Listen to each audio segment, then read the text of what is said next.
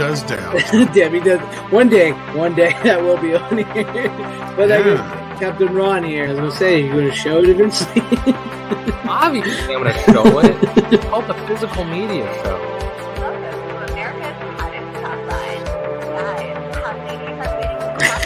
Vinegar syndrome. Guys. And this new one, and that's Air Force One. Get off my plane. I think Sony paid you a bunch of money to talk about all their steelbooks tonight. But you know, are we seriously going to have to talk about the screen movies again? This is a movie I didn't think I'd like as much as I did, and I know it was like really popular because it like won some Oscars and whatever. But Debbie does Dallas. Since we're actually showing something, is they actually produced crew jackets. Like the movie never went into production, but it is. Oh, it's got a Delta Force 2 motion. Hey, that works either way. That's cool.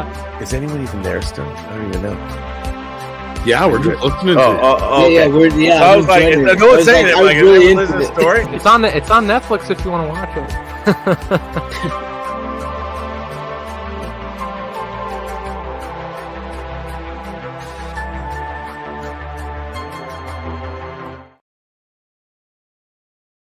Followers, and welcome back to the Physical Media Show. Yes, I might have to fix the audio on that. I didn't quite have the audio set the way I thought I did on that. But I hope you guys enjoyed the new intro for the show. I might do some retooling on that here and there. I just wanted to get something different going. And since we're 101 episodes in, I figured, what the heck? Let's see where we can go from here. So I hope you guys enjoyed the new intro. And with me tonight is Tom. How you doing, Tom?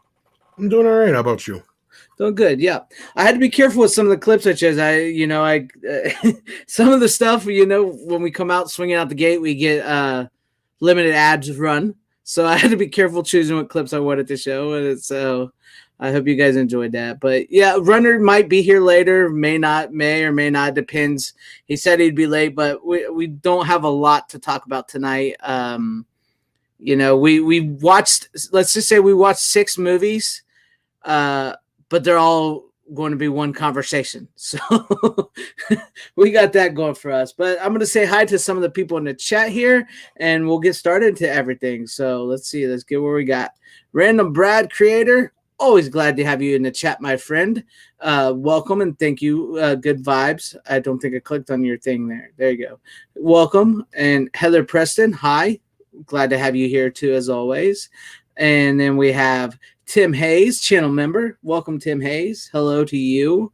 Hell Style Section. How are you doing tonight? And was it you, Style Section? I think it was you. Yeah, he ended up buying that Dune set that you showed off last week. He bought the whole thing, and he says he doesn't regret it at all. If it wasn't for Tom whipping it out, he wouldn't have picked it up. I think that was yeah. And Ace Hanlon says he likes the new look. I think I was trying to figure, update the thumbnail, maybe finally create an intro video. I'm gonna do some retooling on that, maybe fix that sound. That sound was a little not quite what I expected, but hope you guys liked it. Scribe, what's up, man? Scribe Light, good evening to you. How are you doing this evening? And Tyrell72, hell to you, my friend. Let's see who else. Yeah, there you go. Right up, where to go? Did I click on it? I don't know if I'm clicking on the right one. It's like jumping on me, messing me up here. There we go. Yeah, right off the bat there. Corley and Rogue, how are you doing? Glad to have you here as well. Let's see if I've got everybody. And Doba Fett. Thank you. Howdy, how are you? Glad to have you guys here. Glad to have you guys joining us once again for another episode of the Physical Media Show. Greetings to CGH Entertainment as well. But yeah, thank you guys for joining us, tuning in as always. And there you go, Tom. I think we're going to show you guys some for some upcoming news. There isn't much out there, but we're going to use Tom's 4K for you thing that he always shows. Welcome, Brian Barth. How are you? And Doug 1985 EA loves horror. Boo. Aw. I think Runner actually is watching a movie right now. It may pertain to the movies me and Tom are going to talk about. So, yeah. So, but to get started here, we'll get to some, upcoming releases, news, and rumors for you guys. And if there's anything you'd like to see. Hello, once again, and welcome to your 4K for you news and rumors for the week of July 12th, 2023. For the news, we got Elizabeth 4K coming from Universal on the 22nd of August.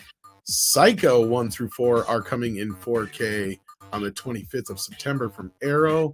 There's a look at the box art. Of course, the first film has already been released in 4K, but now we get the entire set. Kino Lorber is releasing Blown Away at some point in 2023. No date yet.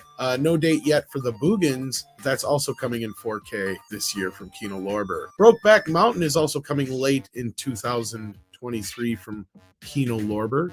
My Bloody Valentine is getting a nice special edition collector's set from Shout Factory on the 12th of September. Night of the Comet is coming on the 5th of September from Shout Factory, and Natural Born Killers will be available on the 26th of September. But the theatrical cut is the only version in 4K. I believe the unrated cut will be available on Blu-ray in the set, though. Also, here's a look at the possible steelbook for Cutthroat Island from Studio Canal coming later this year. Here's a look at When Harry Met Sally from Cape Light Pictures. This is a German release. That will be available October 20th of this year. Only a couple rumors in the rumor mill. Mr. Mom is rumored to be coming soon in 4K, most likely from Shout Factory. Thinner is rumored to be coming in 4K. I don't have a studio for that, but I think it might be Kino. And also we have Scrooged rumored for late this year from Paramount. Kind of makes sense probably for the Christmas season. There you go, folks. See you on the show.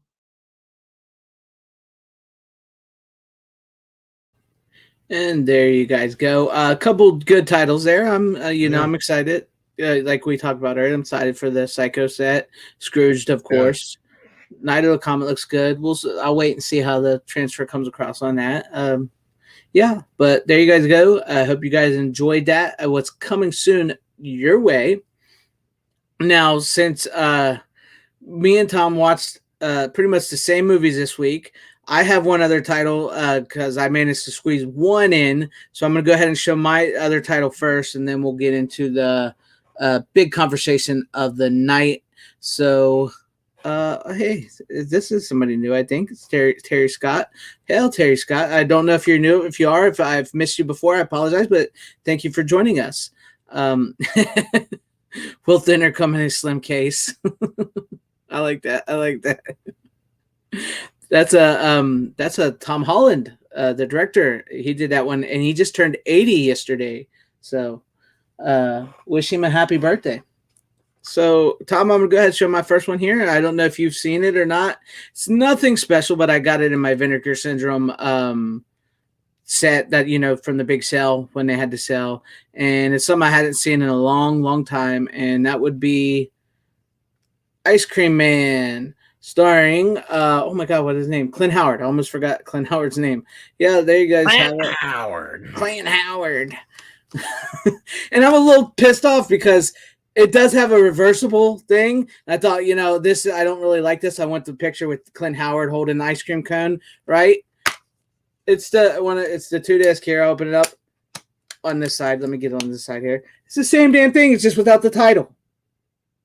Yeah, that's a weird one. Yeah, what the heck? You couldn't have given me the original artwork? That little peeved me off a little bit. But as for the movie, I enjoyed the movie. It is what it is. It's a 90s cheesy, straight to VHS horror movie. Much in the same vein as like The Dentist and Dr. Giggles, except it's about an ice cream man who kidnaps kids and kills people. So gotta be careful what you say. You know how you with YouTube. I have not seen it in a while. I do have the Vinegar Syndrome release that you have there, but I didn't get to slip. Yeah, I remember it came out. Was it late '90s, mid '90s? Yeah, it was like 96, maybe I want to say. Let me Yeah, look I it back never here seen real it on quick. like Cinemax, but it's been that long. 94, Yeah, 94. exactly. Yeah, yeah. And supposedly they're working on a sequel. Clint Howard Wow. not too long ago teased on his Instagram that a script's been written. He shot a video, went to his fridge, pulled out the bottom, bunch of ice cream, and in the middle of the ice cream was a script that said Ice Cream Man 2. So there might be a sequel coming down the pipe soon. So, but yeah, it's essentially Clint Howard's character sees an ice cream man get gunned down in the streets. It traumatizes him. He gets sent to a mental ward. Basically, he gets out and he takes over the ice cream man and he starts going crazy. He's crazy and he starts killing people and stuff. And it's got a crazy cast to it. It's got Olivia Hussey's in it. She was his nurse. She's in it. Lee Majors Jr. is a detective in the movie, and his partner is what's his name? Jan Michael Vincent is his partner. And David Naughton from American Werewolf in London it plays a rich snobby guy in the movie. So it's got a bunch of like semi-famous or previously famous people in the movie. So that's kind of interesting to see them in there. And of course, it's just cheesy. It's bad, and it's a fun watch as far as I'm concerned. But yeah, that was the only other one I managed to squeeze in this week between all the other stuff I watched, what we watched there. But yeah, Jan Michael from Airwolf. So there you guys go. Of course, Steven. You're a featured guest once in a while, so I figured I wanted to hit some of the cool, funny parts. Double Fett brings up a good thing here, like we talked about earlier, Tom.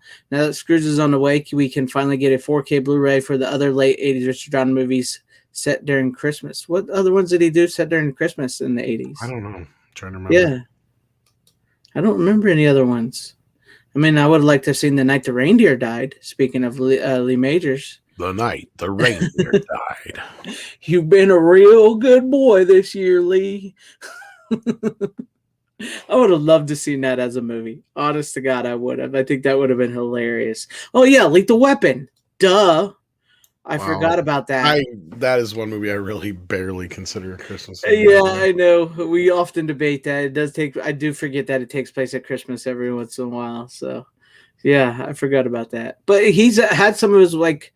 We talked about. He sat down, and you can tell he sat down and maybe done some scans of his stuff. We've gotten Goonies. Now we're getting Scrooge. Yeah, I wonder what he got done before he died. But like I'd imagine sooner most of them or later most of them would be out on 4K. Yeah. Didn't you say which one did you say was on digital 4K right now? Oh, The Omen. The Omen, yes, The Omen, but Disney owns that, so yeah. But yeah. But I believe Shout Factory's Blu-ray of that from a few years back is from that 4K scan. Yeah, and they sell that in a box set, my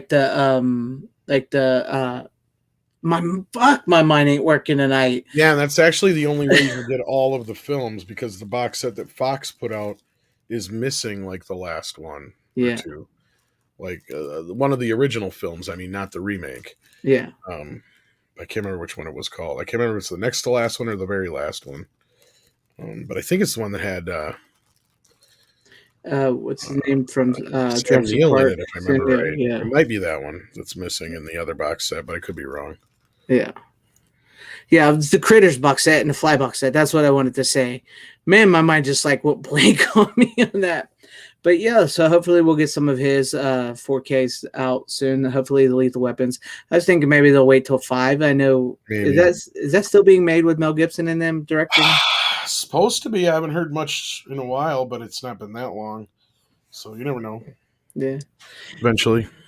Anyway, like with Warner Brothers 100th anniversary, I'm glad they're releasing the classics, but I also want like the Nightmare on Elm Street, the Lethal Weapons and stuff that don't seem to be getting much love.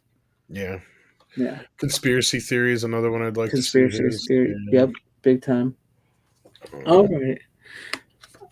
But yeah, if you guys haven't seen Ice Cream Man, check it out. It's worth the watch. It's not, I can't honestly say it's the greatest movie in the world because it's not. It's very low budget, very cheesy, but I had fun with it. It's just goofy. It's a goofy movie. So, who knows, Sean? Hopefully it will be. Hopefully it will be someday. Oh yeah, I kind of don't think we need a fifth one, but if they can pull it off, hopefully they can pull it off. So, you want to show yours first, Tom, or me? Because I don't have the. Well, they're pretty much the same set, ain't they? Mine's just the 4K set. That's all. Show yours real quick. So we're gonna be talking these movies tonight. The Mission Impossible flicks. Yep. Okay, I'm gonna explain the plot. You guess which one it is. Tom Cruise gets set up. He's got to go steal something that proves his innocence. Go. And then the plan goes wrong. And then, see, I have these. I have separate links. Yeah, they're all the same. Then I used to have that other one too, but I gave that one to my kid. Yeah. Well, I bought this like 3 years ago, and I never watched it. And then I just found this. Yeah, I got the original one for like $10 at Walmart like 3 years ago. Yeah. And then I bought this for like $7. So because I wanted to see, I just figured why not. And then I do want the 4Ks now. So if anybody wants to give me anything, I'll take the 4Ks. But yes, Tom Cruise gets set up.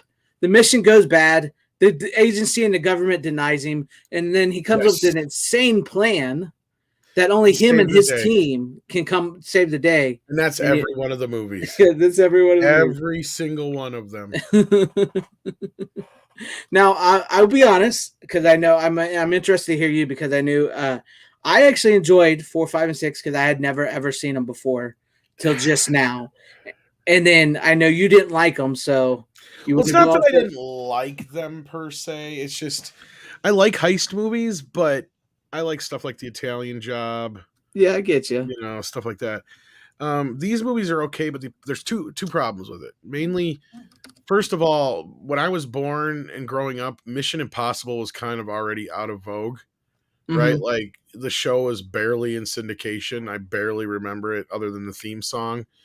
And they did an 80s version, revival of the show, and I don't remember watching that. It was in syndication as well.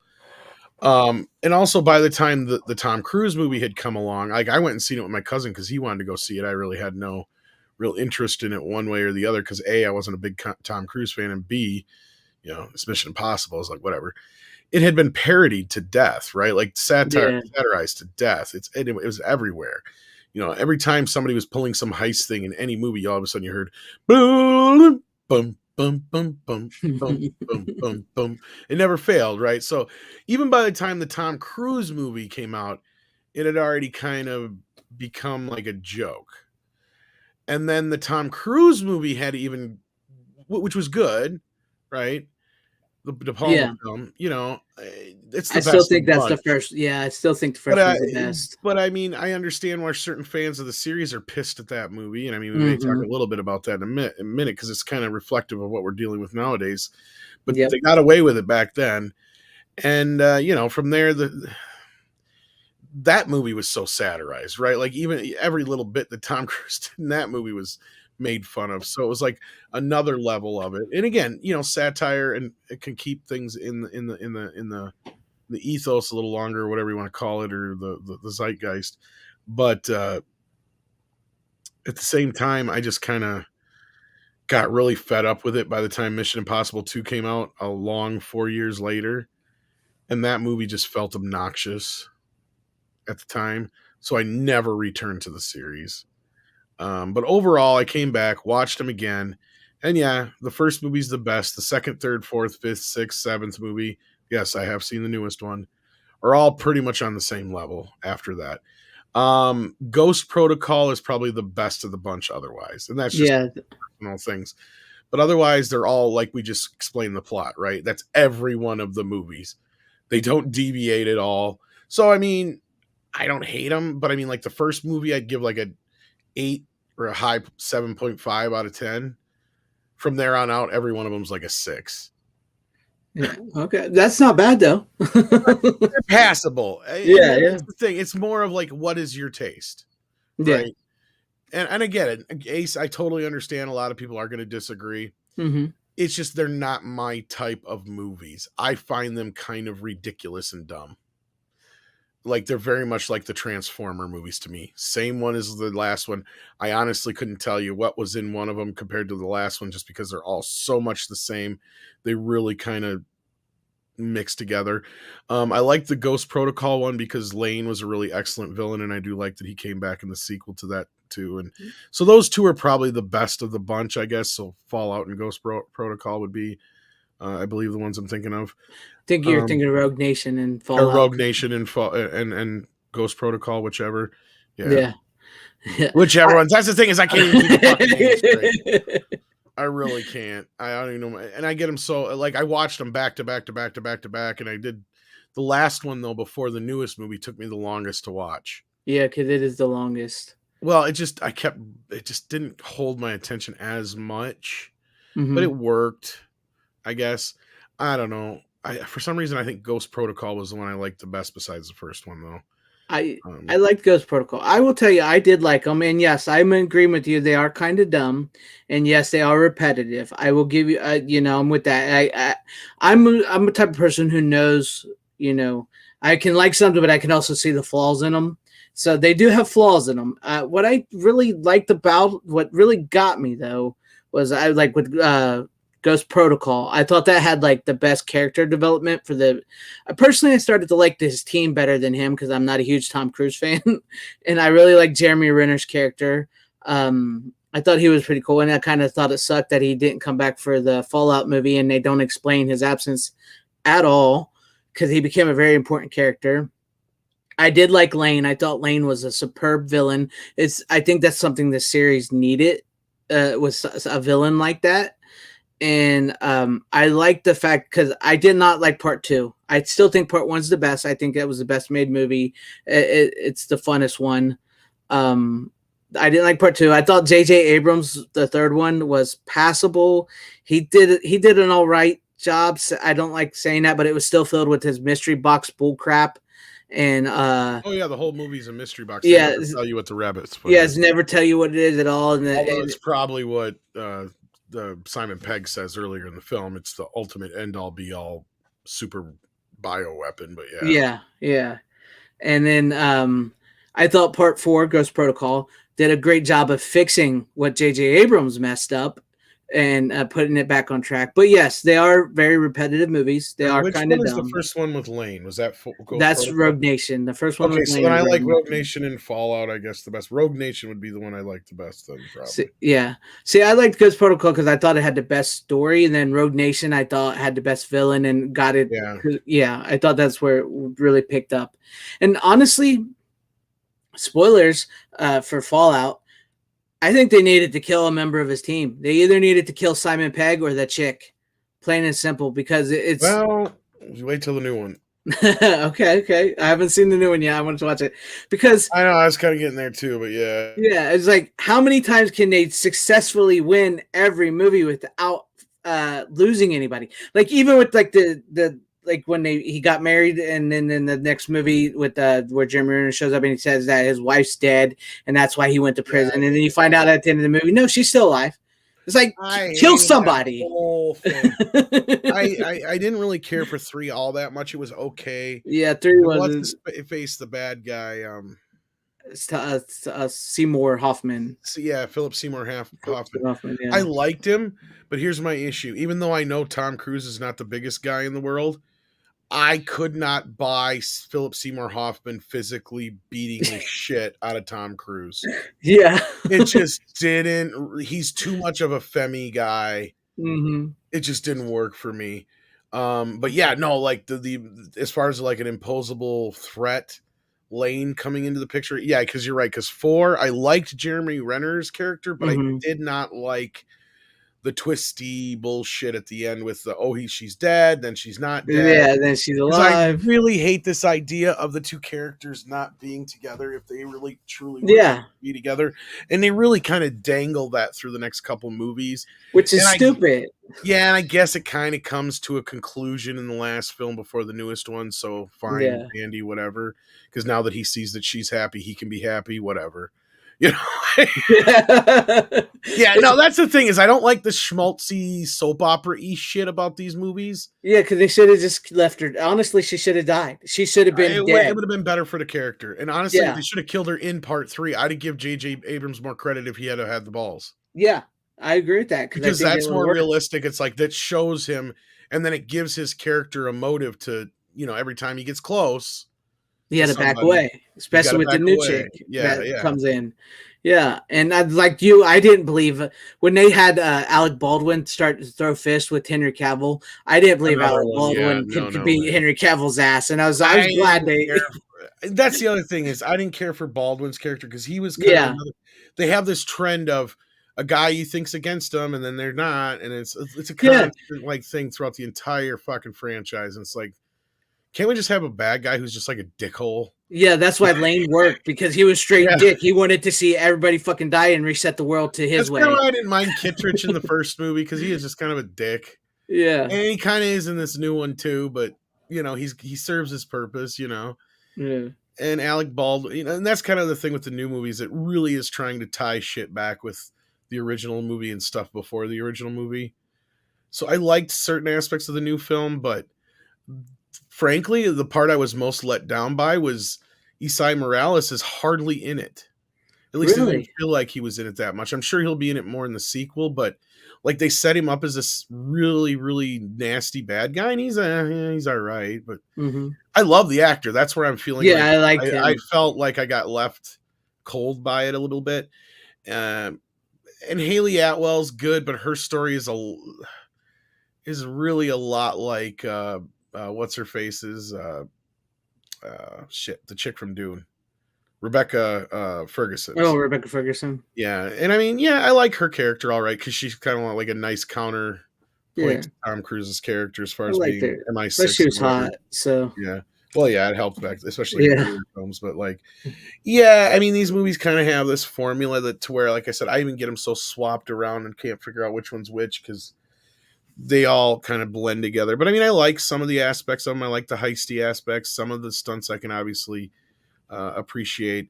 At least this new one had the bigger stunts that are in it play, because this is one other issue I have with some of the earlier films.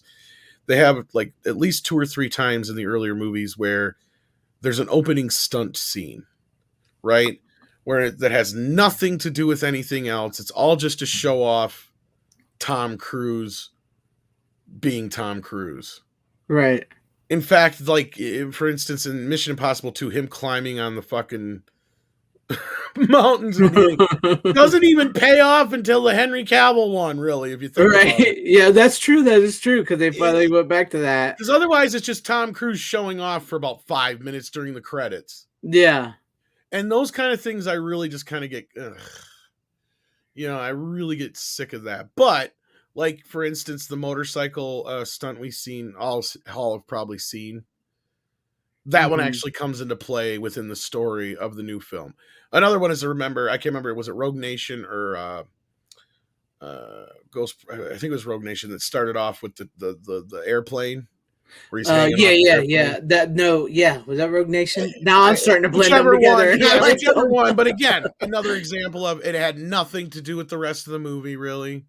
Yeah. It was just Tom Cruise pulling Tom Cruise. It's like, yeah, okay. Oh, does he climb near the Corleone? I forgot again.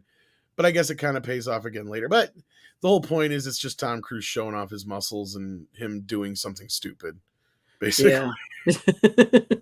And I agree. Like I said, I'm not a huge Tom Cruise fan. That's one of the reasons why it took me so long to watch them. Exactly, RJ. It felt so self-indulgent. That's what I was getting. Yes, I do think his big stunts are self-indulgent. And I actually, like you said, I actually did like the movies, but I can see the faults in the movies, so I know they're not perfect. My favorite stunts were probably his helicopter bit in the Fallout. Yeah, with Henry Cavill. And because you can tell some of that stuff he must have really, obviously did for real. Yeah. I mean, clearly he probably had a strap or whatever, but still, I appreciate that. And then more or less like this newest one, that motorcycle stunt is probably got to be one of the more fantastic things he's done, despite obviously what, they put together through movie magic, but seeing the initial stunt done and then how they worked it into the movie it works. So yeah. But no, the seventh one's all right. It's no different. They're better or worse than the rest of them, I guess, is what I'd say at the end of the day. I'd have to think J.J. Abrams is producer in name only because they really discount pretty much everything he did in that the movie he did, other than the wife. Like 3 and 4, I think he probably had the most. Obviously 3, but yeah, 4 he still was hanging around as obviously a little bit more influential as a producer.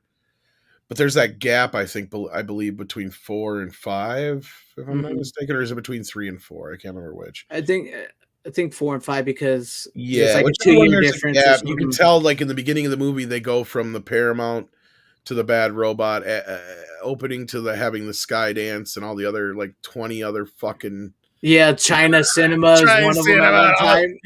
Like at that point, you can go, yeah, he's pretty much there in producer name only kind of thing. Yeah. And which always wondered how he got involved in that other than the third movie, because it seems like Tom Cruise is in control of these movies, and I can't see him listening to J.J. Abrams about what to do. What's even worse is Kurtzman wrote that third one. Oh, did he? Yeah, he's one of the writers on it. Alex Kurtzman is. Well, here's the thing: is the timing. Now I'm starting to hate 3 more and more. Because he did that right before Star Trek, and that all corresponds with when Paramount separated their television and movie stuff. Remember, there was. Oh yeah, I remember that. So Mission Impossible, since it started as a TV show, I believe they had to license that back out to Paramount for the third film Beyond up until now when they remerged. So it's kind of ironic, maybe, I guess, that Bad Robot was a part of that, because they were part of that and Star Trek at the same time, because there was only a few properties that were affected by that. And I believe it was Mission Impossible, that, and oddly Odd Couple, even though it started as a movie, but they had the TV version, obviously, right? So, so they separate. Like for some reason, there was those few. There might have been 1 or 2 other properties that were under that, but of course, Star Trek was the only one we ever really noticed, because Mission Impossible was already way beyond 25% different by that point. I mean, technically, the first Mission Impossible from '96 qualifies. Yeah, even though it wasn't.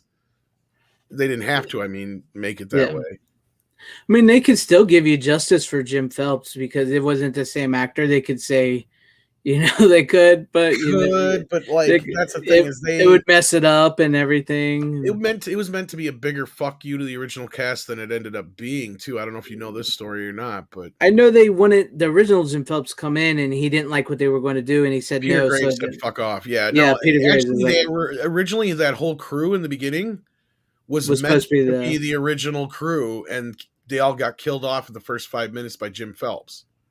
Okay. So the whole cast rejected that idea, and that's why Jim Phelps or Peter Graves really was like, "Fuck that, no." Yeah, I don't blame him. I mean, it's like we've been said, it's the Last Jedi before the Last Jedi, but I always liked the first movie. I always thought it was. I like the smaller scale of it. Because Script and I got into a little squabble about it, but I think it works mainly just because Mission Impossible did not penetrate pop culture the way, like Star Wars or Star Trek or something, to where, you don't even have to have seen Star Trek, and you can walk up to just about anybody on the street and go, name 3 Star Trek characters. And most people are going to say like Captain Kirk, Spock, Bones, Scotty, exactly. All characters from the original show, or if they might go to TNG, same difference, Data, Picard, whatever. Yeah. You can usually at least name most of those characters without ever seeing the show. Same thing with certain horror movie characters, Freddy Krueger. Yeah. Even ones that aren't in the title. I'm trying to think of Jason, for instance. Leatherface, whatnot. Even if you've never seen the movies, most people still know who they are. Ask anybody to name a character from Mission Impossible, other than Mr. Phelps. Yeah, and most people probably wouldn't even remember his name was Jim. If that's true, I bet you'd be really stretched to find more than a 1 out of 10 people that have maybe 3 or 4 at tops. I remember Nimoy, but I don't remember his name. You can't name his character, though. Yeah, I can't name his character. That's what I'm saying. Is it just wasn't a show, and they had such a revolving. From my memory, I could be wrong, but I do remember they did have a bit of a revolving cast from time to time too. But no, and Jim Voight was a good fit for Phelps as far as that goes. Absolutely. Yeah. Okay, style section knows the names. He's the one guy out of how many He's the people one in our guy. thing. Exactly my point. Like, it's not like you can, like, again, name 3 Star Wars characters. Right. Luke, Han, and Leia, easy, boom. Or Chewbacca, Yoda, Darth, boom. Honestly, it is a But, TV yeah. series that lended itself to the movies. It did, to where you It could was- like and not only that, like I reboot was it that saying, way. it was so far removed from the zeitgeist at that time, outside of the satire nature of it. That's what I think. That version of it just happened to work. It was just a rare anomaly that it works. And I mean, the characters weren't necessarily the gimmick of the show either. The gimmick of the show was the gadgets. It's basically U.S. James Bond. Let's be real, and that's really what these movies are. Too. Honestly, that's when I was watching them. I was like, "This is legitimately the American James Bond," and they threw in a little. The later they go, they throw in a little bit of Jason Bourne. So, yeah, that's basically what it is. Well, and I think that was kind of like more or less one hand is influencing the other kind of thing. Pretty much, yeah. And like I said, I mean, I hear your complaints and all that, and I completely get them, and I enjoyed them. I didn't think I would enjoy them, and I did enjoy them. But like I said, I started to grow to like his side characters more than I actually like Ethan Hunt. You know what I mean? That's why I just like that one that didn't have Ving Rhames in it, and then I find out that was Ghost on Protocol. Was it Ghost Protocol? Yeah, because Ving Rhames isn't in that one, and that's where at the end he comes back at the end and like, oh, she's not dead, she's still alive. You're like, can somebody just die? And I know that sounds bad, but it's just like you're a spy mission. You're on these mega horrible missions where anybody could die at any time. They're always Suicide Squad missions, and nobody on his team dies. And it's like they're afraid to do like what they did which speaking of like parodying, they kill everybody off in the very first movie, every one of his team off, and then they're afraid to kill anybody else afterwards. Yeah, no, you're right. I mean, and I actually thought Simon Pegg was going to get it from. Yeah, I was I really liked his character, but I think it would have worked if he died. Well, and the thing is because he also makes the threat again on him, and not only that, it would actually have added weight to the next film because, Ethan having all these dreams about him makes no fucking sense, really. Yeah. It would make more sense had he actually killed him.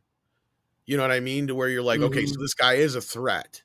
And that's one, that's the kind of thing that carries through all the films, that these are his friends and he'll put himself before any of his other members of his crew or the world, first, right? Like that's kind of the whole thing. But you're right. Like sooner or later, you have to run into a sacrifice. And it felt like that would have been the one to do it with, even though I do like his character Benji. It's probably one of my he's one of my favorites. Or one of the few times I do. I'm not a big Simon Pegg fan. He's okay, but like that's one of his better ones as far as I'm concerned. But it was like you're right. At that point, it's like for if anything to give some weight to this villain, you gotta almost do that. Yeah, and to give Ethan more motivation, because that's what I did like at first about the one after his wife died, even though I thought it was cheap that she died off screen. I'm like, well, fuck, why'd you do that? You literally set that up in the last movie, and then you turn around and kill her in the next one anyway? Yeah. I thought that was the dumbest shit ever. So here's where the series really started to lose me at that point, and then it kind of gained me back near the end, more or less. But that's when it finally kind of started playing with the characters a little bit better, and I liked Ferguson's character a little bit more than some of the other ones that they had brought in, and stuff like that. But I mean it has its ups and downs, and I know I sound a little harsher on it than most, but it's just to me because at this point these were not the kind of movies I'd normally go see. But right now it's a better film than what's out there compared to most films, right? So yes, I would. Yeah, surprisingly, I would definitely take these movies more over the movies that we get today, because at least as much as I may not like Tom Cruise, at least he's actually making something for fans. At least that's what he says, anyways, and I tend to believe him for the most part that he's out to make movies for audiences, not for Oscars or for a message or anything like that. And it shows in these movies, because even though these are like political spy thriller movies, they don't really get political in any way, shape, form. It's like he's going to defend the U.S. and The spies that work with him are going to defend the U.S. and their allies, and that's all you really need to know. You don't need to know whether they're Republican, Democrat, or any of that bull crap. They're just out to save the world. So I enjoyed that aspect of it, and I do wish that we could have got a little meatier. That's what, like, just you're like right there. If you could just start maybe making the stakes a little higher, maybe if you have to take one of his team, you take one of his team. Explain to me what happened to Jeremy Renner, because I really did like his character, and he really was the only one that had an arc there going for him that was a side character other than Benji. Yeah, you kind of could have, even if you pushed him to the side, he could have replaced Alec Baldwin's character in the new film, but like they bring Kittredge back.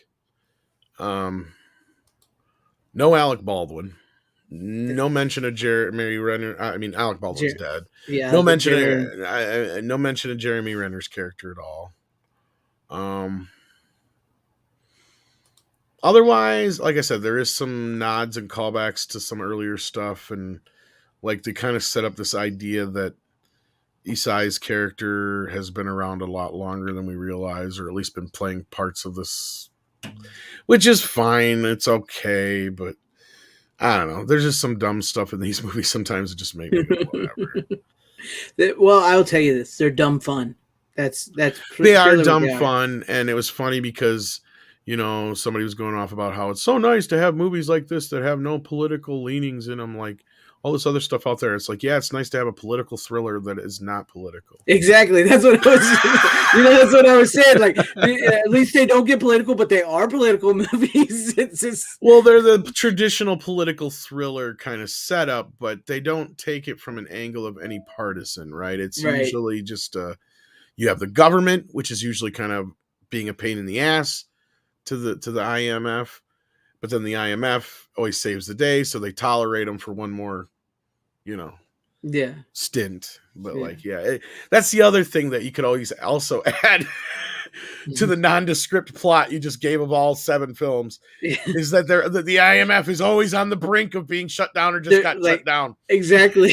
Ghost Protocol, they say the president has initiated Ghost Protocol. That means the IMF is gone, disavowed. And then Rogue Nation dismantled like 20 times now. Yeah, and the Rogue Nation, Alec Baldwin, the head of the CIA, he goes, "No, we're shut down. IMF is shut down. Your guys work for the CIA now." And then in Fallout, he runs the IMF. Alec Baldwin does. He runs the IMF.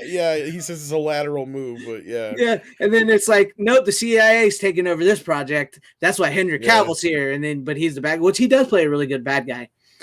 Yes and no. Like I like him as an actor, and he's fine in the movie. His character, though, they could have done a little bit better writing. They kind of did waste him a little bit. Yeah, well, I mean, it's just as an audience member, it's real easy to figure out that he is the John Lark or whatever guy. Yeah, real early on, as soon as like I said, the first or second time he's talking to Angela Bassett.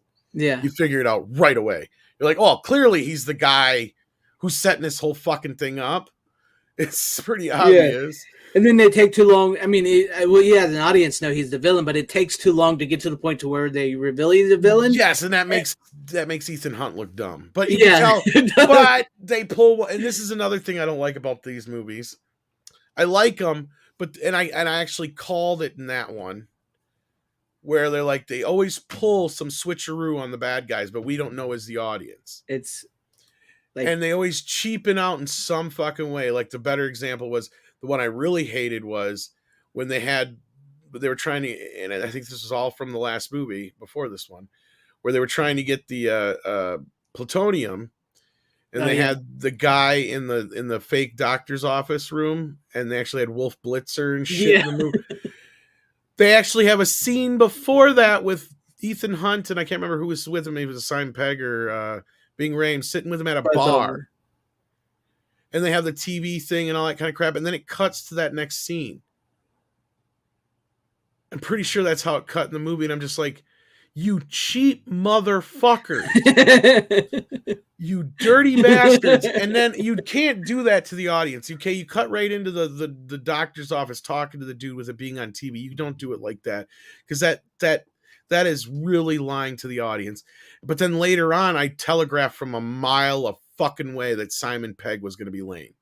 Yeah. I knew it the moment they looked at him and said he's going to. I knew it. I knew exactly what they were doing. I knew they already knew that Henry Cavill was the bad guy, and they're just setting him up.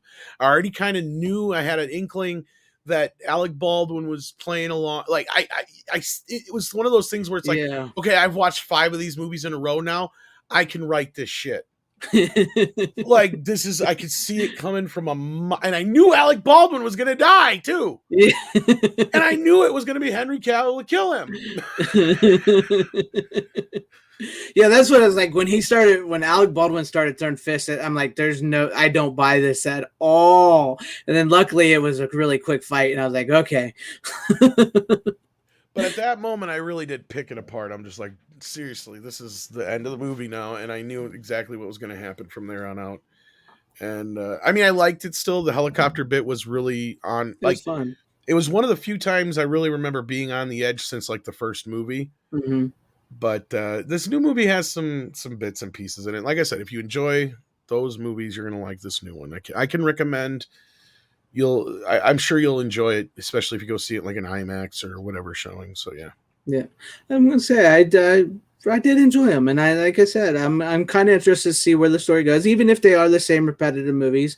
I'm kind of interested to see what happens to the side characters, to be honest with you. That's really who I'm interested to see, because I did grow to like Rebecca Ferguson's character, even though I kind of got annoyed with her because she's like, I'm on your side, but I'm going to stop you at every turn I get a chance to. Yeah, because that kind of got annoying, but even though I liked her, and I liked Benji, I liked Simon Pegg. Yeah. I did like Jeremy Renner. It kind of upsets me that he never came back. I don't know why. I don't know what really happened there.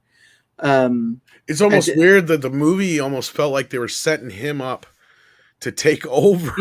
Tom didn't want to come back. Yeah.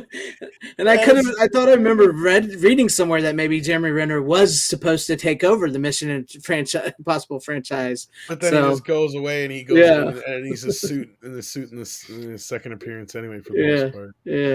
Yeah.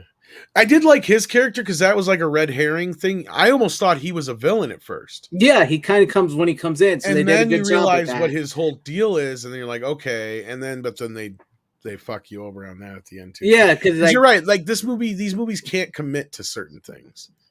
Yes. That's my thing. Is like I did enjoy them. They're dumb, fun action movies. I like some of the stunts Tom does is awesome. Some of them are basically, well, most of them are just him stroking his ego. But the side characters and wondering if maybe they will actually survive is where they mess up, because you invest them in. I know that sounds weird to saying, but eventually something's got to happen to these characters to where you go, oh, now the situation is legitimately serious. How is Ethan Hunt going to react that he's lost Benji? How he's going to react that his wife is actually dead? How are they going to react if Ving Rhames, who's been in every movie with Tom Cruise, that one would piss me off. What would happen if he died? That would piss me off as well too. I almost thought he was dead when they shot him. Yeah, I thought he was dead. I was like, I was pissed for a minute. But maybe they need to do like a Wes Craven thing, like Randy, and kill Ving Rhames. I hope not. Yeah, that's what I was really mad when he wasn't in the movie as it was. I'm like, wait a minute here. Where is he? But that's what I'm saying. They need to raise the stakes a little bit. I'll sacrifice Benji, but not he has become the lovable teddy bear in this franchise now. He's the better of the two, and I love like the lines where like he's like, I'll have figured it out and decrypted it and come up with a. Yeah, he's like, I could have did this at my house. He's like, oh, come on, you're going to need my help. He goes, whatever, I'll probably have it done before you even do whatever. And he's like, Ethan, you can let him talk to me like that? Well, he's probably right. Whatever he says. This could be true right here. He said, I heard Paramount was open to Renner taking over, but the box office on the Bourne Legacy probably scared them away. That could have been. Especially if, like I was saying, maybe Cruise was thinking about, especially because I believe it was... pretty sure it was Fallout where he broke his ankle real bad. Yeah, is where he was jumping from roof to roof. Yeah, from the roof, and they use that shot in the movie. But I can imagine him going, well, I might want to check out of these pretty soon. But I think he got a little bit more reinvigorated. Mm-hmm. Like he got some go-go juice in him between Top Gun 2 and what have you. That this just got him. I need to do some more of these, and I don't know. Well, like I said, I believe he's authentic enough, and I think after maybe Top Gun, he realized that maybe just stick to the old school, just like old Well, school, he's like really action calmed type down stuff. too. Yeah, Like yeah. He's he's not jumping on couches anymore. exactly. He's not being as crazy. He's really, really backed off on the Scientology business. He's really learned not to interject his opinions on things, especially after the Brooke Shields incident. Mhm. I mean, I got to give him credit. He's one of the only guys in Hollywood right now who's really kind of realized that the audience comes first. And, there's no woke bullshit in this movie. Sure, Right. there's some strong whammons, but I mean, at least they kind of set them up to where you understand where they are that way. Yeah, and Right. Like plus they're feminine. right. So yeah. Oh yeah, absolutely. Yeah. Fucking A. So yeah, yes, he does have Yeah. a stake. He does own the franchise basically. Yeah, he's because it was him and Deborah. Was it Skydance is his Wagner? production. Yeah. Well, I don't know if he owns Skydance, but I think he has a stake in it. Yeah. But yeah, no, he's the main producer now. It's a Tom Cruise production. I think even it said at the beginning of this one too. Yeah. It only took him 40 years of his career to realize. See, that's one of the things why I didn't like Tom Cruise much is like his spouting off as the Scientology stuff. I never really thought he was that great of an actor, but I think he might have finally realized. I always thought he was an okay actor. I just didn't like his personal shit. Yeah. Yeah, his personal stuff And is he what always got rubbed in me the way of wrong him. way. And Yeah. but I mean, I've heard enough stories about him from people that have met him a few times. And you know what, Dan? Sometimes, and this is just coming from experience. Sometimes, some guys, it takes them till they're like 40 or 50 to kind of slow down and just kind of take and assess a lot of things. And sometimes it takes that long before a boy becomes a man. True, very true. It's especially somebody like Tom Cruise, who was real young when he got started, and he was one of the hottest commodities around real quick. And the fact that he stayed on as long as he did, even in his ebbs and flows throughout his career, I can't take that away from the guy. I mean, he's always managed to reinvent himself and reinvigorate himself in some way. And he's even come really full circle with Top Gun too. I mean, and that's probably one of his best films of his career. And here he is. Yeah. Barely made it in time. Barely made it because we was going to do a short show now. tonight. So I'm ready to go to bed now. Really? Yeah, now that we've just waxed about Mission Impossible for the last 20 minutes. Yeah. 40 nice. minutes, actually. We were going to do a short one tonight because Tom was tired, and we only watched the Mission Impossible movies. I did see 7 like you did, Runner, though. So yeah, I only saw 6. I haven't seen the new one yet. Oh, you did see 7? Yeah, well, he it's did. no different I than did. the last one. Nice. We already figured out pretty much. Go ahead and do your what you said earlier, Greg, but just add the IMF stuff to it. Yeah. First off, they accept the mission. Tom Cruise gets picked up for a mission. The mission goes awry and messes up. The IMF and the government turn their back on him or get shut down. And then he comes up with an insane plan that only him and his team can do. And then guess what? They do it. And that's how it ends. That's every Mission Impossible. Every Mission Possible. The only reason it's not the last part isn't true about this last one is because it's only half a movie. Yeah, because the other half comes out later.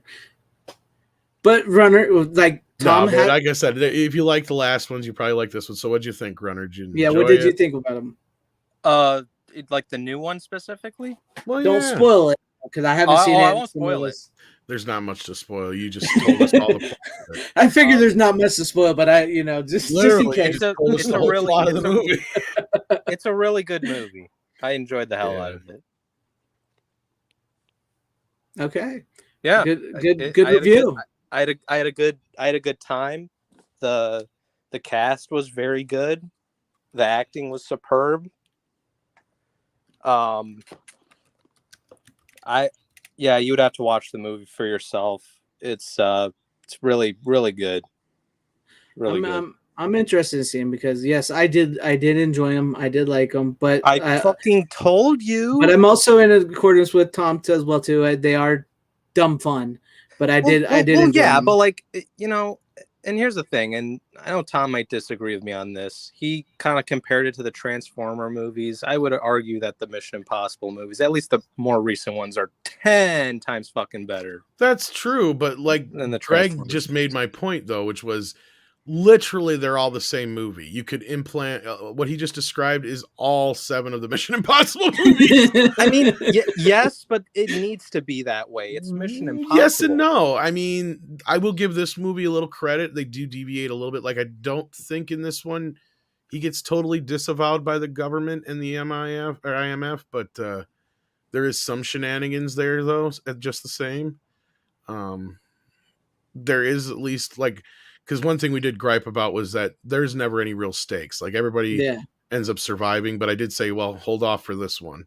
I was gonna say, There's a reason why I think this one did get rid of the individual that we were not going to say, because let's just say they're busy with some other stuff, I think. But that's my reasoning. That's exactly what I thought when I saw it. See, I don't know, because I haven't seen it yet, but I was thinking about going to see it this week. I don't honestly get to go to the theater too often because it's pretty far away. I will say this too: the death does kind of surprise you. It does. It did me. It actually does. I was not expecting it when it happened, and it will add some weight going forward for sure. Okay. Well, that already makes me a little excited, because that's what we were just talking about, runners. Like, they needed to kill one of his team. They needed to kill like Benji or somebody on his team to make this threats real. And they had an opportunity to do that with Lane, because he was a great villain. He was just pure evil. Oh, in Fallout? In Fallout. Yeah, when you said that Benji should have got it in that. Yeah, Benji should have, by all means, he should have died. He should have been the one to take the bullet. Given Ethan and I like like having Benji. those nightmares. I was gonna say I fucking love Benji though. I love him too, but he needed somebody to die. Especially with Lane. Yeah, and like I said, Ethan with all those fucking nightmares in the next movie, it would have made more sense if somebody would have actually died, right? Because to me, it was no harder than anybody else they've ever really dealt with before.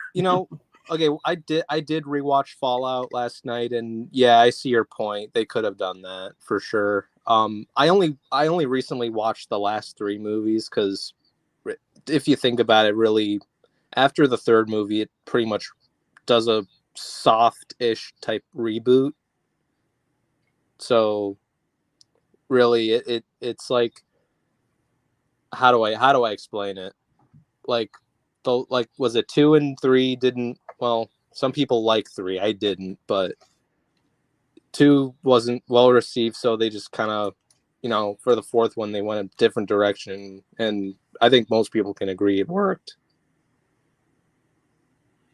It's like I said, as much as I really, really do hate saying this, J.J. Abrams made a better 3rd movie than Part 2, and Part 2 is still bad. But like Tom said, and you said, still have fun with it. Here's the thing. I don't know. Really? I did not like Part 2 so much. I just couldn't. There wasn't as many slow-mo dove scenes as I remember. Listen, Mission Impossible 2 objectively is a bad fucking movie, but at least I had fun with it because it's John Woo. It's not as obnoxious now as it was, yeah. Yeah. And, I'll guarantee this. If I had seen it around the same time as Greg and Tom, I probably would have not. Well, that's the thing. When that movie came out, it felt like it was like the movie equivalent of ADHD. Oh, seeing God, yeah. it now, not it as bad. feels tame in comparison to today's shit. Oh God, like yeah. Especially after Michael Bay, right? Like the way Michael Bay made movies for the longest time there, and that's where it kind of starts to. That's kind of where I kind of compare it to the Transformers as well, because it does kind of almost have that churny kind of feel once you get into the sequels. But I will give them that the last few movies have been really kind of trying to clearly give the audience something to keep coming back for. Yeah. And clearly give the characters stuff to do. I'm not going to say they're bad movies. Are they as bad as the Transformers? Oh, fuck no. Yeah. But, I mean, at the same time, yeah, I remember the Metallica music video. Yeah, Sean. Yeah, I remember that too. Yeah, but like speaking of like Mission Impossible 2, it just boggled my mind that people were like, "Oh, Mission Impossible 3 is good," and I could see why people like it, but like, it's got some of the shit that we complain about with J.J. Abrams. I don't think Mission Impossible, and everything. It's one of those movies where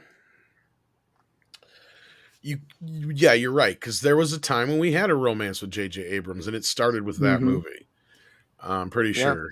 Yeah, and I did like his 8, whatever that movie was, like Spielberg type movie they made. Oh, Super 8? Yeah, I did like that, even though the ending I falls apart didn't, big time. I can see why some people. Yeah, I get it. And like I like some of the cast in 3. Like I liked Ethan Hunt's wife in it. I liked Kerry Russell in it. Like Philip Seymour Hoffman's a really good villain, I'd say. Like his performance was really good. Like I'll say this: the movie's watchable because of him. But it's not a good movie though. I mean, and Simon Pegg's a pretty good addition to that, but honestly, his character is much better throughout the other movies. I'm gonna disagree on the Philip Seymour Hoffman bit. I think it was one of the worst, cheesiest acting he had done. Yeah, since, I didn't buy him since I mean, it's one of the better parts of the movie. No, dude, he's not really, because he's like, I'm gonna hurt you, and I'm gonna go find your wife, and I'm gonna kill her. I want to do bad things to you. You know, I shard it. You know, okay, when Dead Reckoning Part 2 comes out, I'm gonna like binge watch all the movies to like. That's what we did. I know, but I didn't have time to rewatch all of them. Especially when you watch him compared to Lane. Like Lane, like when he says what he says, you feel that shit. Like that dude's got that shit where he just gives you shivers down your fucking spine. I know, man. He's got that cold stare. Yes. It's like, fuck, this dude, he's business. Yeah, I mean, and I normally, yes, Philip Seymour Hoffman could play that role, but I was unimpressed after finally seeing this movie, you know, after 15 years, after all the hype about his character in the movie, and really his whole performance is just, I really hate you, Ethan Hunt. I'm gonna kill you. I agree with you on that, because even though I'm gonna do bad things, I gotta rewatch it now. Because like even though I think 3 is a better you movie hung than me 2. outside of an airplane. You know what's weird? Like I'll say this: I've only seen Mission Impossible 3 once, and I remember watching it being like, yeah, that's probably one of JJ's better movies. But after thinking about it more, I'm like, yeah, it's got that mystery box bullshit where it's like, what the fuck was the whole deal with the rabbit's foot? Like they go nowhere with that shit. JJ was bullshit, man. I know, which is why I'm like at least like as dumb as the second movie is, like, don't you know who I am? You got no clue. Is he trying to do like some like I don't know what he's trying to do. I was trying to figure out through the whole movie. I'm like, it's not that intimidating. And then on top of it all, there's no way I could fucking buy that Doughboy could kick the shit out of Ethan Hunt. Yeah. No fucking way. Tom Cruise maybe in real life, but not Ethan Hunt. Yeah. That was almost like when it was coming down to... Ethan Hunt is like 6 foot, you know, and yeah, he can live through anything. I know Tom Cruise in real life is 5 foot nothing, but still, like, and Philip Seymour Hoffman is not built. He's a pudgy little fucking soy boy, and I just don't see it. He would, I mean, literally kick the shit out of him. I know. That's one of the things that sort of worried me when it was going to come down to Henry Cavill versus Tom Cruise. I was thinking, I don't know if Tom Cruise I could buy. And then once they fight, I was like, okay, I buy this fight. I was a little worried about it because Tom Cruise, but then it's like, yeah, this is Ethan Hunt, not Tom Cruise. Okay, listen, I had one minor complaint with Fallout, and it has to do with the bathroom scene after rewatching it. No. That's the scene everybody likes. No, I want to hear this. No. I like it. It's a cool action scene where Cavill and Cruise are kicking the shit out of that Asian guy, but like that Asian guy was way too fucking OP for them. Like, he was I'm like, how the hell out of him. Yeah, how the hell did he pull a fucking pipe?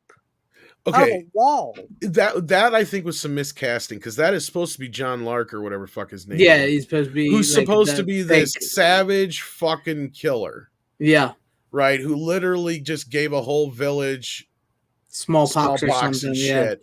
right? Like, so he needed to be like fucking somebody scary and fucking freaky, not like Ninja Boy. Yeah. Like, and then that whole bit in the bathroom could have went off better, but I swear it came off nothing but weird. Yeah, but like It is a little weird. Because like the guy's going, "Oh, you're having a party? Got room for more?" That's like, is this a Tom Cruise fantasy about to happen or something here? Like, what the fuck? no, but like, because normally they'd be like, "Hey, are you guys getting queer in there or what?" no, but like when that Asian dude is fighting Henry Cavill, I'm like, Henry Cavill should have beaten the shit out of him in 5 and I seconds. love that they always constantly notice this too when you watch the movie. Henry is either always standing way behind Tom, yeah, or you can tell Tom is clearly on an apple box. Because his knees come up to like fucking his true. knees come up to like Henry's fucking groin. That's because I kept thinking like they're shooting him very weird to make him look like he's not as tall as no, he I know. is. That's the problem is because like Henry Cavill is like 2 feet taller. He's like 6'1" or something. Yeah, like a foot, at least a foot, maybe more taller. Yeah. I could tell through the whole movie, and then especially at the end, they have him standing on that bit of the rock where he's higher up and shit to do that jump kick. He's kind of crouched down a little bit. Henry Cavill is too. Yeah. And that's the other thing is, Henry Cavill would mop the fucking floor with Cruise. It would. That's what I was worried about. And then then you got to remember this is Ethan Hunt, not Tom Cruise, so it makes sense. And at least I think that's also the one where he took. I'll give him credit though, because that's the one where at the end of the movie he took the worst beating, right? Because he was barely alive when they found him. Yeah, I think that's the only other time besides. I think it's that same movie where he almost drowns, or is it the one before? That's Rogue Nation where he almost drowns. Rogue Nation where he almost drowns. Like, that's close. Because that's the only other bit I kind of like is when he's still half out of it from dying. Yeah, I know. And he's like, Benji's like, you just died like 5 minutes ago. Are you okay to drive? And he says, I died? You're what? He's like, he didn't believe him. And I thought that was a funny part. I enjoyed that part. I mean, Simon Pegg is such a good like character actor for like the comic relief type of guy that the movies need. Like he's just so good, and I mean, Ving Rhames, it's man. the chemistry that's what works, right? Oh yeah. And the other thing is the only thing I mean, this new movie actually I liked it a little bit more than I thought I was going to, outside of it only being half of a film. It does actually feel. I will give it this. It does feel like there's somewhat of a resolution at the end, although there's more to come. Oh yeah, there's more to come, but it doesn't. It does feel like there was at least a mission. I don't want to say accomplished. It wasn't like the type of cliffhanger where it's like it just stops at a point. Yeah, or you don't know if Ethan Hunt's still alive, which you obviously know he is, or they wouldn't have another fucking movie. Yeah, shit like that. It's just more or less like they did kind of complete somewhat of a mission, but there's still more of the mission. You know what I mean? Like things didn't go exactly as planned, kind of thing. Well, then at least I'll give it that too, because it's one of the few times, Greg, but then again, it's doing it in the end of the movie instead of the middle of the movie. This is the middle of the movie, so you're not wrong. You're just gonna have to apply your your whole thing to the entire 2 films, probably. That's true. Although this movie does feel like a mini movie inside of a movie at the same time, so I mean, it's kind of. Like I said, there is some resolution at the end of the movie, but not like everything is resolved. It's still got a very open, wide door.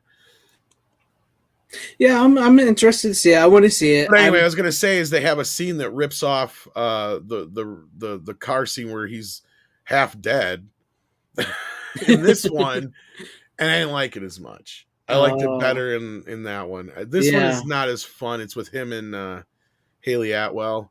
And they're in this little fucking car thing. And of course, the way they're handcuffed, they can't sit the way they want to in the car because it's over in, I don't even remember. They jet set all over the fucking place in these movies. Yeah. Whichever country they're in.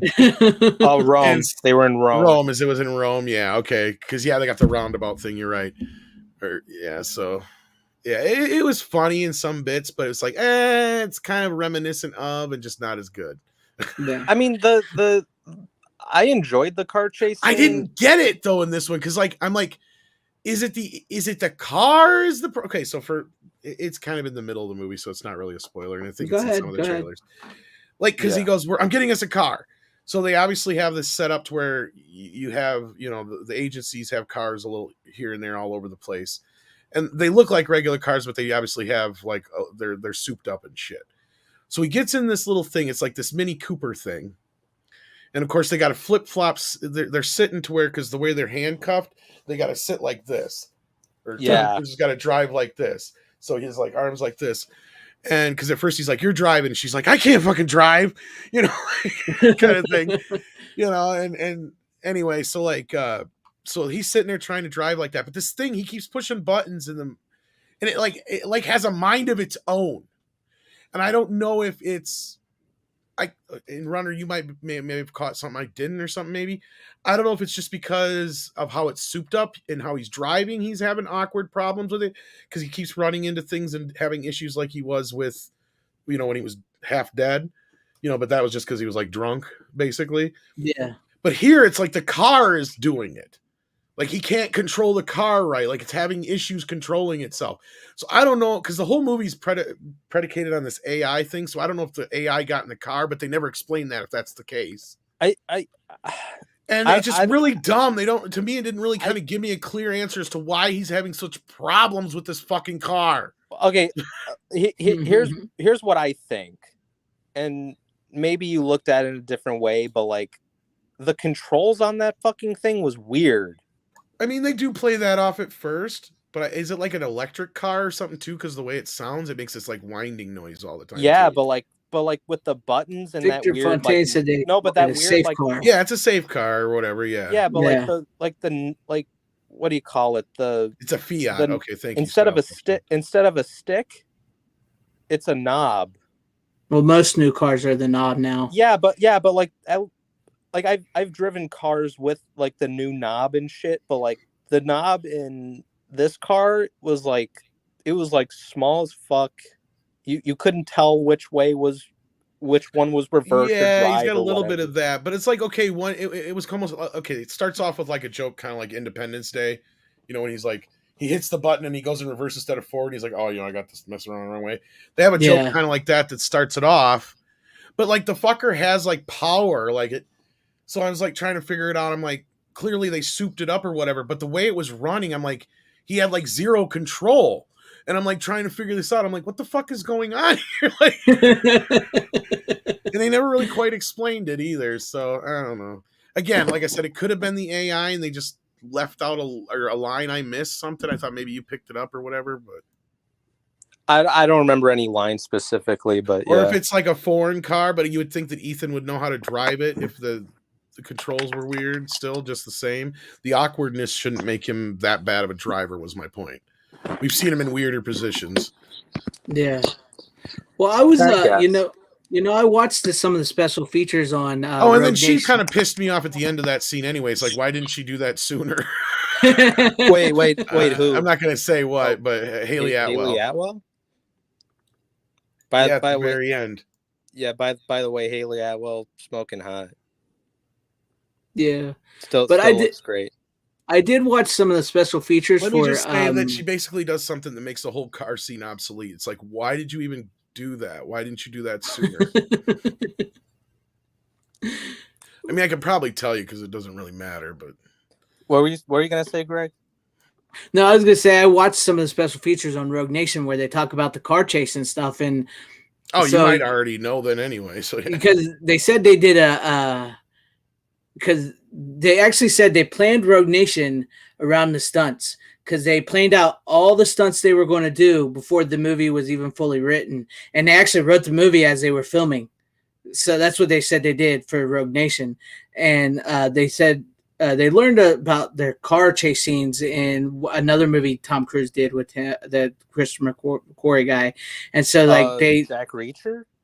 Yeah, maybe it was Jack Reacher. I think it was. Yeah, because I think that might have been the first movie that they did together as like director and actor, and then Tom Cruise was like, "Hey, like I'd like to do Mission Impossible." So that's how we got on board to direct it. So they said they learned a lot of the car chase with that, and so they wanted to do that car chase in this one. So my feelings is Like even after that, they try to do another similar car chase in Fallout, which I don't think quite works. So it sounds to me like they're just still trying to make that same I chase, liked but the they don't car. know how to I get liked it. the car chase in Fallout. It was all right, but I thought the car chase in Rogue Nation was way better. I agree. I'll say this: like after watching the French Connection recently, you can tell that McHugh was very influenced by movies like that when it comes to how he films chase scenes and stuff. So I really like that from a filmmaker's perspective. But and you know the chase scene in this new movie is like it's fun, but yeah, like Rogue Nation's probably my favorite of all the movies. Honestly, that might be an unpopular opinion, but See, I don't know because like I've never seen them. I don't know how the fan base feels, but to me, I still think the first one's the best. But I liked Ghost Protocol because I thought that had the best character development story arcs with Jeremy Renner and other people and all them. Oh yeah. And then I thought Rogue Nation was like the best because once you find out that they basically planned all the action scenes before they actually started writing the script, yes, that has some of the best action in the franchise, and that's where the greatest villain shows up. You know how McHugh and Cruise they were talking before they made Dead Reckoning Part 1. Tom Cruise said, I wanna jump off a mountain. And then Christopher McQuarrie was like, I wanna crash a train. Like that's literally how they plan this shit. Yeah, it's basically they plan around stunts, which they work. No, yeah, they talk about the stunts first, and then I'm guessing McQuarrie, since he writes the script. I think he wrote Fallout himself, and he co-wrote Dead Reckoning Part 1 with someone else. I forgot what the name was, but I noticed in the credits in the beginning. But yeah. So those two make a really damn good team. Like I said, though, I've never been a huge Tom Cruise fan, but I think I'm coming around to that he's finally matured. Like me and Tom was talking about earlier. I mean, compared to movies like Risky Business and Cocktail, all that shit, yeah, definitely. Yeah. But I enjoyed them. They are dumb fun. They are the same movie over and over. My biggest complaints is I felt like they needed some weight. They needed some consequences. And as much as I like Benji, which it sounds like in the new one, I may get what I want. So that actually kind of intrigues me. Yeah. I like Benji, but I think Benji should have been killed by Lane in Fallout. Fallout would have been the perfect time because when you watch Fallout, it looks like they're going for a bit of a Dark Knight vibe, to be honest with you, because I felt like it was a Dark Knight vibe when they were trying to break him out of the pit, where they go under the tunnel, they pushed it into the water. I felt like they were trying to go darker in Fallout, and I think they should have at least had, somebody die. Somebody needed to die at the end of that on his team for what they've got themselves into. So, but I have enjoyed the movies. I will admit when I'm wrong, because I never had any intention to watch them after I watched Part 3 because I wasn't feeling them, and then people have begged me to watch them and asked me to, and I finally watched them. I was one of them. I finally watched them. I did enjoy them. I do have complaints about them, much in the same vein as Tom, but I would, they are dumb fun, and I want to see the new one. I want to see the new one. So either I'm going to go to the theater or I might have to sell the high seas. But we'll see. The whole complaint you have with the stakes and stuff, you feel them more in this, and you can argue they're the same plot and all that, where Ethan gets he accepts the mission and all that. That's all there. But I think the reason why the latest movies work is because they feel different. Like you can argue they're the same plot, but they feel different. If that makes sense, I don't know. Mm-hmm. I don't know if it does, but I think you'd really enjoy the new movie. I saw it on IMAX and it was fucking awesome. I would not be able to see it in IMAX because I live out in the country, man. We don't get you don't need to. You can just see it on a standard. I have one theater one theater an hour away, so I only watch movies on IMAX if they're movies I'm actually excited for, like a Mission Impossible or like an Oppenheimer type of thing where like you have to see it on IMAX type of thing. But yeah, this is very good movie. I if I were to like rank this, I'd probably say it's my third favorite. Rogue Nation being my first, and then second being Fallout after watching that recently. I remember not loving Fallout. I liked Fallout. I loved it when I first saw it, but I was like, is it really like the best one? Because a lot of people were saying that was the best one, and I'm like, I watched it recently, and I'm like, yeah, I could see why people think it's the best. I really think what's wrong with Fallout, and like Tom touched on it a little bit too, is like we know from the start pretty much that Henry Cavill is the bad guy. Oh yeah, and then it takes too long to reveal that. Plus, that's when the movies start to get longer. Okay, here's the thing. I'll give props to that movie after watching it recently. The way the crew finds out that he's the villain was honestly fucking brilliant. Well, it also, like we said, it also kind of makes Ethan Hunt look a little dumb because he just now figured it out right there that that guy was the bad guy. And I think that's where the movies start to get long, because I think 2 hours is fine, because Fallout and Rogue Nation are about 2 hours long. They say they're like 2 hours 10, 2 hours 11, but honestly, the 10 minutes are like 10 minutes of credits. So the movies are essentially like 2 hours long, which is nice. I think 2 hours works for these spy movies. Fallout is where they start to get 2 hours and 27 minutes, I think maybe. They start to get a little long. It takes a little while to get into them. And yeah, I could see that. The runtime didn't bother me as much. I'd say that they could have cut some bits out of the new movie for being as long as it is. I like the movie, but yeah. All right. I thought Fallout had a better pace to it, slightly better. I thought Fallout dragged a little in the beginning. If they would have cut off about maybe 10 minutes, I think it would have picked up. See the very beginning of the new movie, I'd argue drags a little bit more. So you might have that issue. Like Fallout, to me, I didn't have as much of a problem with. Yeah. But real quick, since we're going to get ready to close it down, I know, Runner, you just got here, but we're going to close it down because, it was a little short night. We didn't have a whole lot to watch. But question to you guys real quick before we close it out. Best Tom Cruise movie that you guys think of, that to you? Born on the 4th of July. Rain Man. Yeah, I'd have to go with Top Gun Maverick or Rain Man. Rain Man's a close one, but like that's arguably Born on the 4th of July to me is probably his best performance ever. Like there's no competition. like he actually shows some range. Far and away. I want the truth. See, you can't handle the truth. A Few Good Men's a good one. The Last Samurai is great. Jerry Maguire is good. I do like Jerry Maguire. That one's good. Oh, Tropic Thunder, of course. Tropic Thunder is great, but I wouldn't consider that a Tom Cruise movie. I mean, no, but he's in it, so to me that counts. I like that one. Yeah, baby. Officer and a Gentleman. Dude, that was fucking funny. Minority Report is pretty good. I've never seen it. Really? I told you I'm not a huge Tom Cruise fan. I have not watched.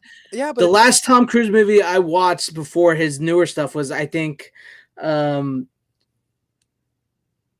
maybe it was Jerry Maguire, and then I never really watched anything else. I never saw Live, Die, Repeat, Minority Report. I never saw the other 3 Mission Impossible. Oh yeah. I stopped watching them because I wasn't a huge fan of Tom Cruise. What about The Last Samurai? You didn't see that? No, I haven't seen The Last Samurai. Nope.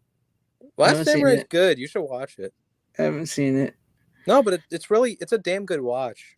But damn good. I hope that answered your question. I know we talked a lot about Mission Impossible tonight, everybody. It's just what we watched this week, and with the new movie coming out, we all sort of just had that, thing to get into it. And there you go, there you go. Because Runner never showed off his. I do have something for anybody out there. I hope if you guys can make it out, I'm going to blow myself up real quick, and then we're going to close it down. I don't need this right here. So let me get myself going when I get here. I do not need this. So if anybody, shoot, I was hoping I could That's get that blurry clear. as fuck. Can anybody see it coming in clear in it now? Not really. It's a little blurry. I I can't. I mean, I can kind of see it, but Well, I'll Yeah, put it.